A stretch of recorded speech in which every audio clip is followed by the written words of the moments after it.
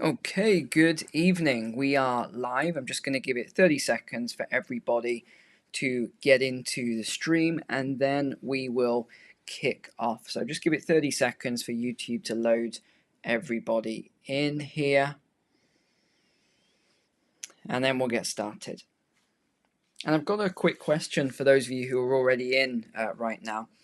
If I were to start doing some shorts, so they're called YouTube shorts. I don't know if many of you watch them, but if I were to start doing some shorts, please drop in the comments below. Would you be interested in seeing shorts?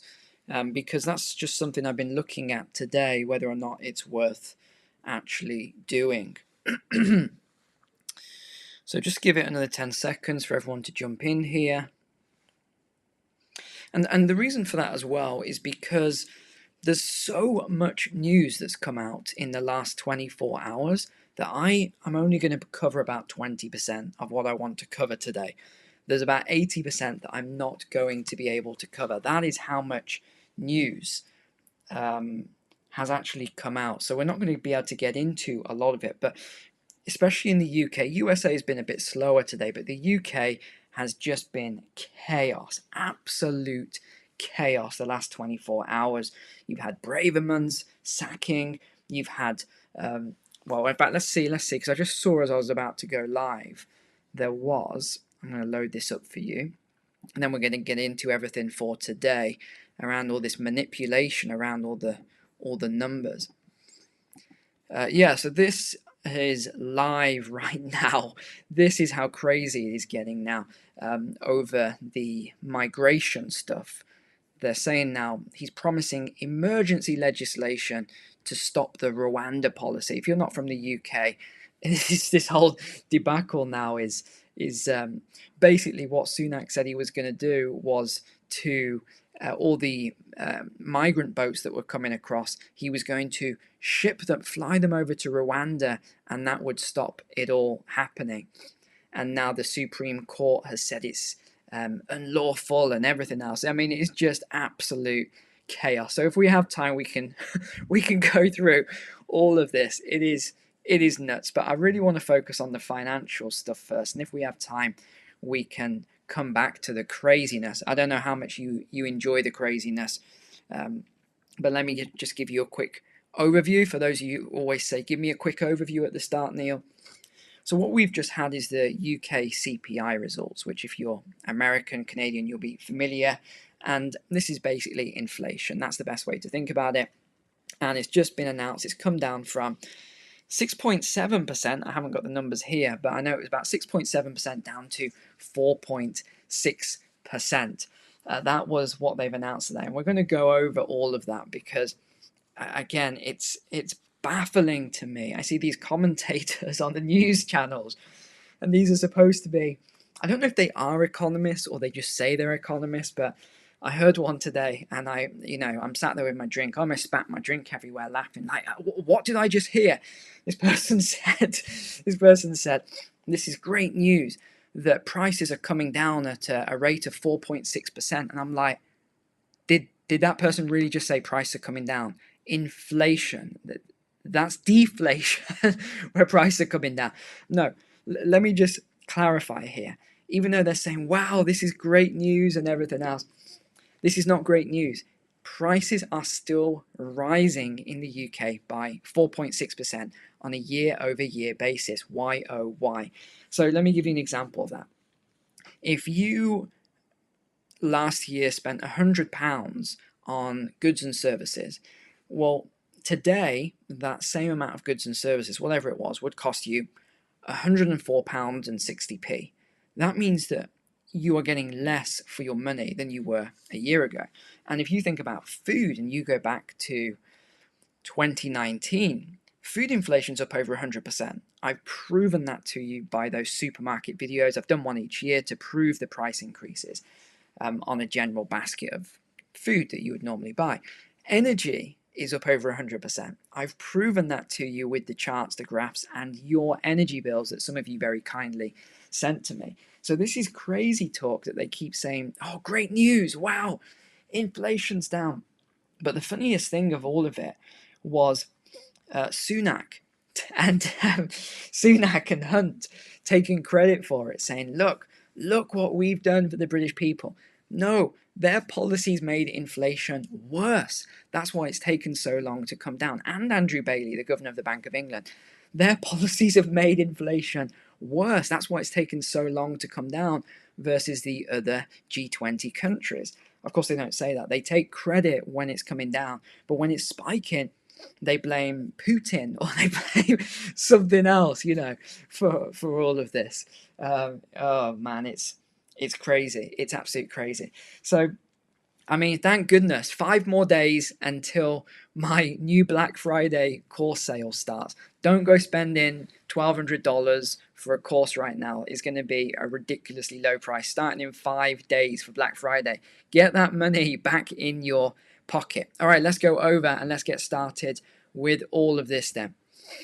So, what have we seen? We've seen this massive drop off all the way down to 4.6%. Okay, yeah, here we go. So 6.7 and it's down to 4.6%. That is a significant drop. That's about 30% drop from the 6.7 to 4.6 there. So let's have a quick look at the G20 then. So here we can see the G20 and we can see the inflation rates. And if we zoom in fact, look at Netherlands. Netherlands is actually in deflation right now, as is China. But if we look at the Eurozone, 2.9% average, that is. United States at 3.2%. Germany 3.8%. Canada 3.8%. UK at 4.6%. And if you're in Australia, I know there's a lot of Australian viewers, that is 5.4%. So still a lot higher. In fact, let's see, New Zealand is 5.6%. So pretty much the same as Australia. We won't even go into Argentina and DRC and things like that. That's crazy levels of inflation. So let's have a look at what the truth is behind this drop. I'm going to let the cat out the bag, as the expression goes, early.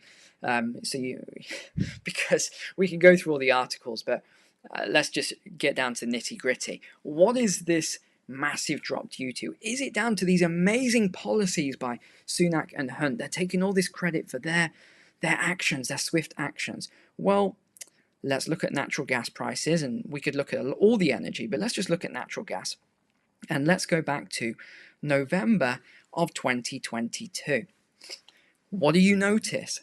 It was $7 per BTU, US dollars that is, per BTU, and it's now 3.2 today. It's less than half. So that would be, that is such a significant drop. It was 100% higher a year ago today. And even if we go back a little bit more to August, where you would have seen a lot of future contracts. So this is where a lot of the companies would buy the energy on a futures contract early. You could have seen 200% inflation back then on the energy. So, and natural gas is one of the main things that UK citizens, British citizens, use to heat their homes via natural gas boilers, goes into radiators, and the radiators heat the home.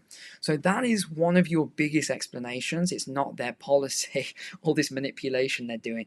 So here we go. Here's the BBC article here. Let's have a look. So the economists are on board. They are saying, they're agreeing with what I'm talking about here.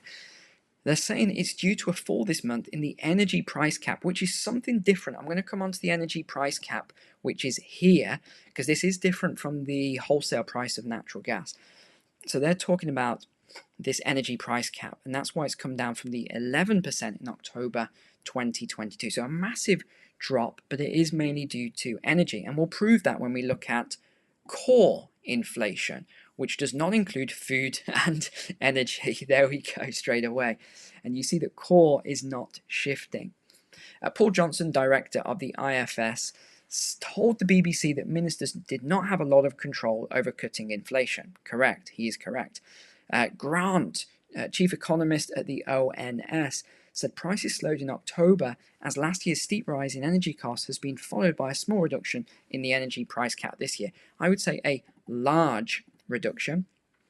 Now, the other thing is hotel prices had fallen. Well, again, we know why this is and what's happening. It's because hotels have been, what is the word we can use here, taken over by the Home Office. So now that they're starting to give back some of the hotels, yes, you're seeing more supply hit the market, so prices are going to fall. It's just natural supply and demand. Despite gas and electricity prices being lower than last year, most households will actually pay more for energy this winter than last because government support for bills is no longer in place. Again, correct. This gentleman, James Smith, is saying that living standards of people on low to middle incomes is not really going to change here because the cost of living crisis is far from over. Indeed, he's correct. The scale of Britain's inflation shock has left a legacy of far higher prices. You see, this is what they don't talk about. It's that the prices are higher and they're going to stay higher for longer. We're not going to see deflation for a good while. Over the past 2 years, the cost of energy has surged by 49%, which is not correct. It's over 100%, while food prices have risen by 28%. Again, incorrect. He's going off the government figures. Never trust the government figures. So, and even the 14% in average earnings is not correct. When you take everything into account, it's less than a 10% increase to earnings. So what did the Prime Minister have to say there? He said that this was his top priority and it required hard decisions and fiscal discipline. No, it didn't. This is crazy talk. There were no hard decisions. Where he wanted to spend money, he spent money. Where there was fiscal declines, there wasn't any fiscal declines. He carried on spending money. The only thing they want to cut is benefits to people with disabilities. That's one of their main plans. They want to take people who have genuine disabilities and cut their support. I mean, this is the craziness of it. Jeremy Hunt, so the Chancellor then, he said that the government played an important role by being disciplined on spending. Absolute nonsense. They're spending more than ever, helping people into work. Really? They're helping people into work? What? These high tech jobs? I would hardly describe that as helping people into work. And resisting calls for additional borrowing. Crazy talk. They borrowed more money than ever before. This is pure propaganda on steroids. Oh gosh, I shouldn't have used that word on YouTube, but anyway, too late now. The ONS said, this is the thing with live stream, the ONS said that energy and food prices were still above where they were 2 years ago. It's also possible that the energy price cap for next year, which is unveiled next week, could show energy prices are set to rise again. Oh my goodness. Let's jump on. So what is the result of this for those of you who invest in the market? Well, the FTSE 100 is up about 0.62% per year. But if you follow the charts and you understand this stuff, you'll know if we look year to date here, what's it up year to date? 0.47%. So the FTSE hasn't moved. It's been about 7.5 all year. It hasn't moved all year. And they're trying to say that there's massive growth, UK companies, all this other stuff. It hasn't shifted. Yeah, if we go back 1 year, it's up 1.5%. Again, it's hardly anything to write home about. Now, I want to show you, this is the thing that I haven't heard anyone else talk about here. So you've got CPIH and we've got the CPI. Let's drop this out a second. And this is what they're praising. They're praising the CPI. Now, I want to show you something here which most people will never talk about, and that's the OOH. If we actually look at the OOH, here it is. Look at this. They do not want you knowing this. So what is the OOH? It's the owner-occupiers' housing costs. Yes, they even manipulate the housing costs. So rather than telling you the genuine housing costs, they say, okay, how can we make this look lower? I know. We're going to ask people, what are the costs of housing services associated with owning, maintaining, and living in one's own home? Yes, own home. A lot of them don't have mortgages. There is not a single defined measure of OOH because they can be calculated differently depending on what the target is. This is crazy. It is absolute madness. So imagine if you were to actually include everything here. This would be insanity for housing costs. And this is why you're seeing people can't afford housing. Okay, calm down, Neil. How the Ofgem price cap has changed it. So this is the price cap, and this is their energy price guarantee, up to £2,500. And they thought this was a good thing. Oh, look what we've done for you. It was 1,000, but we've capped it at 2,500. What? That's a huge increase. That's a 150% increase. And now they're saying, well, it's going to be about £2,000 going forward, but we've done our best. We really put it to Putin. Look at Putin. Oh, no, actually, Russia's doing really well on their energy exports with the BRICS nations. But anyway, let's just not talk about that. So what are we seeing here then? Well, this is your approximate costs if you are in a flat, one-bedroom house. This is what it's going to be: $1,300 on your gas and electricity. If you're in a medium house, that's $1,900. If you're in a larger house, you've got a family, £2,650. This is up massively since 2019. And but don't worry, because Shell has just announced that they are doing great. So don't worry about Shell and some of the others, Exxon and all those. They are doing great. They made a $6.2 billion profit in the third quarter. So they're fine. Let's not worry about Shell at all. But they did make a $67 million loss on their renewables, which they're saying is not sustainable and profitable. But again, let's not mention that. Let's brush that one under the carpet. E.ON as well posts £6.8 billion profit, so they've also done well at the moment. Let's shift gears then to the US. How are we doing on time? Okay, good. In US inflation cools to 3.2%, and they're talking about as fuel prices drop and rising housing costs slow. So in other words, housing costs are still going up, but they're just going up a little slower than before. So that's what they're saying for the US. And we can see the inflation rate here. It is getting a little bit stuck at this sort of figure. So it dropped down to 3%. They celebrated and said it was going back down to 2%. We all knew it wasn't going back down to 2%. It jumped and they said, oh, well, it will go down next month. And then it went to 3.7%. They didn't say anything. Sat at 3.7%, down to 3.2% now then. So that is their latest. So it is a little bit sticky. And of course, they don't want to talk about core inflation, because if you start knowing about the core inflation, you'll understand what's actually happening. Food inflation in the US. Oh, yeah, look at this. It was so low. It's just 3.3% on food inflation. Wow. Yeah, of course it is. I read the comments. I see what everyone says. I've been to the US. I know food inflation is not down to 3.3%. It's absolute madness. Energy, though, they're saying your energy in the US now, this is the latest figures under the current administration, you are seeing massive deflation. Your bills are so low. These bills are just dropping month on month. Wow, look at this. You guys must be just so rich now with all of this, these price drops and everything else. But in fact, if it's so good, why has Moody's just cut the outlook on US government to negative? And it wasn't just Moody's. It was also Fitch that downgraded the US, and S&P, the other ratings agency, also downgraded the US. So pretty much all of them have downgraded the US, which I saw at the press conference. Biden was furious, and he said that their motives were political and all this other stuff. I don't think so. I don't think any of them are Trump supporters, if you ask me. But that's his reason as to why they've done that. Nothing to do with the economics and the finances, of course.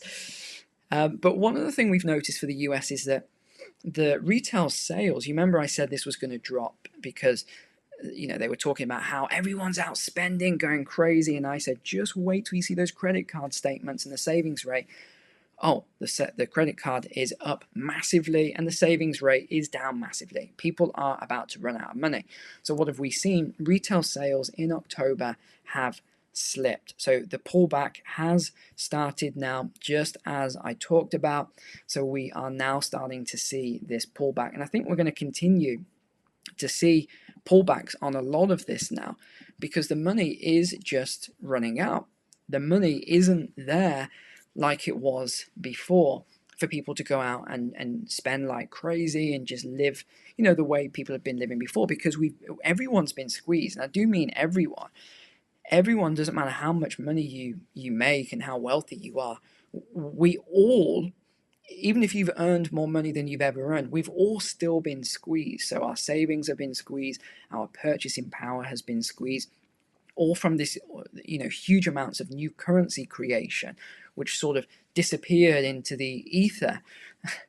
Of course it didn't, but that's, the sort of mirage that's put out there. All this currency that's disappeared. And yet what are we noticing? We're noticing the middle class dissolving, and the poorer class, shall we say? I don't know what the PC word is these days, right? The poorer class is just growing and growing and growing, and even that is at the same time shrinking. Why is that shrinking? Because people are dropping out of that, and you're seeing homelessness, especially in the US, just exploding out of control.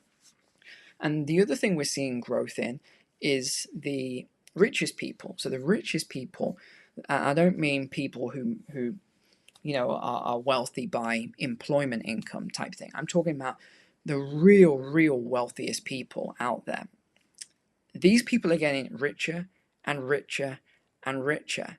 And that is what's happening. We're seeing this massive wealth inequality just exploding. And it's going to be very interesting to see how this plays out in the years ahead. All right, I think that was good. I've talked enough for today. Thanks for being online. Take care. God bless you. God bless your families. I'll see you tomorrow.